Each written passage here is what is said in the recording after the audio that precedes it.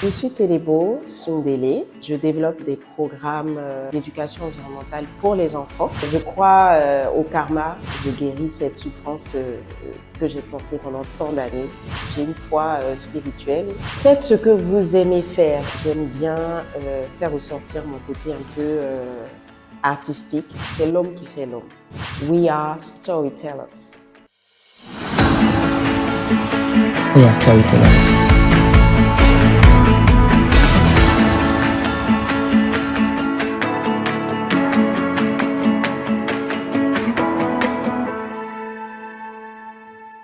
Je suis Télébo Sundele. Je suis project manager. Je travaille en cabinet de conseil, mais je suis aussi entrepreneur social. J'ai ma propre entreprise. Je développe des programmes d'éducation environnementale pour les enfants. Et donc, j'ai créé un programme qui s'appelle Éveil en forêt, qui est un programme pour les enfants, pour leur apprendre sur l'environnement en s'amusant. Et depuis très peu, je suis maintenant auteure. Je suis très fière de ça. Je suis auteure de BD. J'ai écrit une petite BD adressée aux enfants de 6 à 9 ans pour leur parler d'un héros qui a vraiment existé, un héros de l'environnement de la Côte d'Ivoire, qui est Conan, qui est Sundele Conan, qui est mon papa, et que j'ai voulu faire revivre pour les enfants de la nouvelle génération. Moi, j'ai un style plutôt décontracté. J'adore les vêtements hyper confortables, j'aime être confortable. J'ai beaucoup de jeans, je sais pas, j'en ai peut-être une vingtaine dans ma garde-robe. Et une des pièces aussi que j'adore, ce sont les shorts.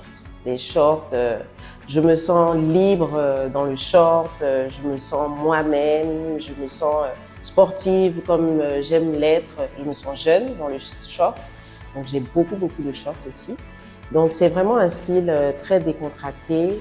Et mais par contre, je sais m'adapter. Je sais m'adapter parce que je dois avoir un style corporate dans mon quotidien, vu que je travaille en cabinet de conseil. Mais je garde toujours cet aspect hyper confortable. Et quand je sors, j'aime bien faire ressortir mon côté un peu artistique. Pas trop, mais il y a toujours une petite touche spéciale en fait que je porte, quelque chose d'original. Je vais mettre un accessoire que par exemple j'ai créé moi-même, que j'ai personnalisé moi-même. Voilà, là par exemple je porte un joli accessoire, un bracelet que j'ai fait faire moi-même. C'est un bracelet en bronze avec un signe Adinkra. Qui est le signe de Dieu. Et donc j'ai voulu mettre mon amour pour mon Dieu, ma foi, et en même temps l'amour pour ma culture Akan. Donc voilà, c'est des choses comme ça voilà, que j'adore. Donc mon style, il me représente, toujours un peu original, un peu rêveuse. Ça n'a pas l'air comme ça, mais c'est beaucoup réfléchi le matin, selon mon humeur, selon mon mood. Quand je suis pas très bien, je vais porter une couleur un peu plus vive, une couleur pour me donner un peu de peps. Voilà, donc ça traduit aussi mon humeur, mon état d'esprit, et voilà. Moi, mon astuce bien-être, je dirais, ça se passe à 2 moments de la journée, le matin et le soir. Alors, le matin, c'est la méditation.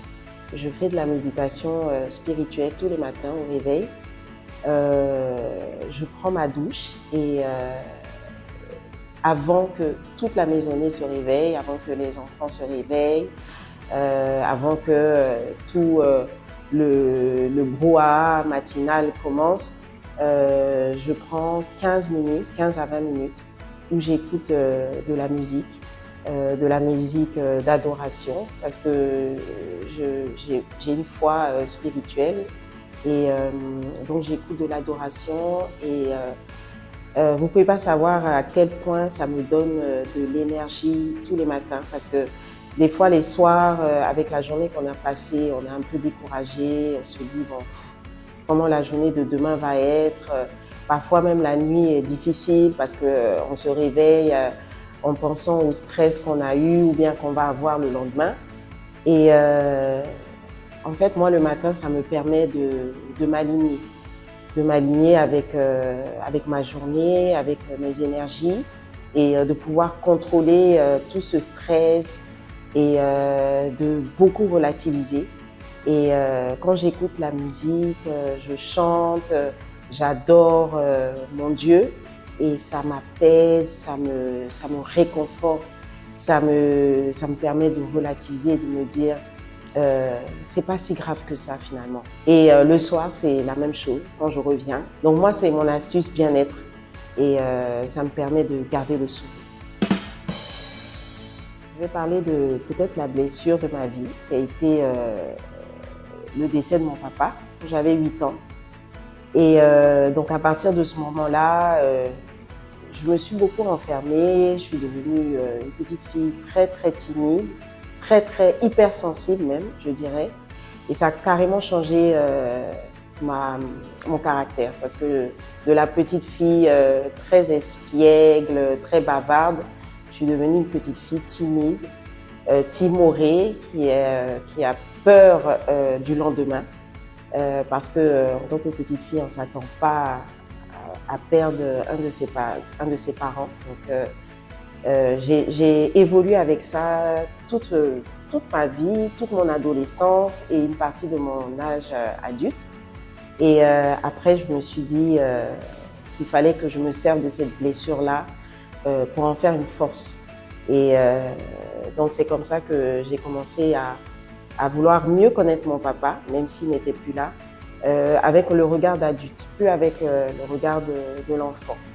De savoir qui il était vraiment, qu'est-ce qu'il avait accompli dans sa vie. Et c'est de là que m'est venue l'idée de retracer son parcours d'une manière ou d'une autre. J'avais pensé à le faire d'abord sous forme de film ou sous forme de dessin animé. Et bon, vu comment ça coûte cher, je me suis dit, bon, je vais le faire sous forme de BD. Parce que je voulais le faire revivre d'une manière ou d'une autre, donc je voulais le voir à l'image. Et ce monsieur que je voyais dans mes rêves, dans mon imagination, je voulais le faire revivre et le partager aussi, partager cet amour que j'avais pour cette personne extraordinaire aux autres. Et donc c'est comme ça que l'idée de la BD est venue. Cette BD s'appelle Conan le Forestier et elle relate sa vie, elle relate son parcours, elle relate comment un petit enfant venu d'un village, du fin fond d'un village, a pu faire de grandes choses pour l'environnement de son pays, de placer son pays très haut au niveau de l'environnement.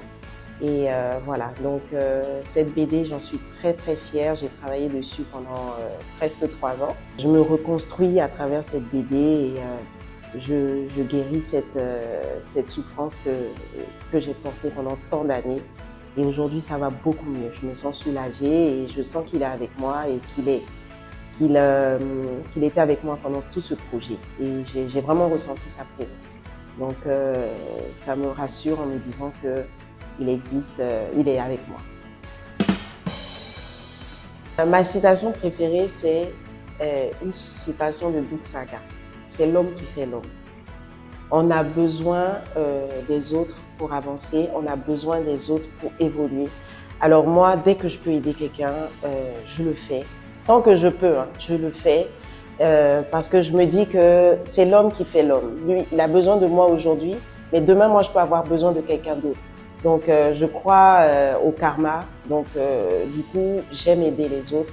Et je vous invite véritablement à pouvoir aider aussi les autres quand vous pouvez le faire, rendre des services, petits ou grands. Si vous pouvez le faire, faites-le. C'est très important. Moi, je pensais vraiment pas que j'allais en arriver là. Je savais pas que j'allais faire un jour un programme pour enfants sur l'environnement parce que j'ai pas fait du tout d'études dans le domaine. Je savais pas que j'allais devenir auteur, même si j'écrivais beaucoup quand j'étais petite, mais je savais pas que j'allais en faire un métier. Donc, faites ce que vous avez envie de faire. Faites ce que vous aimez faire et pourquoi ne pas en faire un métier? Je veux dire, il n'y a pas de limite. Ne vous mettez pas de limite. Moi, je ne savais pas que j'allais en arriver là, que j'allais pouvoir faire tous ces projets. J'avais d'autres aspirations. Je me voyais dans le marketing, etc. Mais j'ai fait carrément autre chose parce que j'ai suivi ce que mon cœur me disait de faire. Et donc, ce que je peux vous dire, c'est de vraiment suivre votre cœur. Ne vous mettez pas de limite. Faites ce que vous aimez faire. Faites ce que vous savez faire aussi. Et ne vous dites pas que ce sont des petites choses ou que ce n'est pas assez bien. Voilà, tout est bien et vous pouvez en faire des grandes choses. We are storytellers.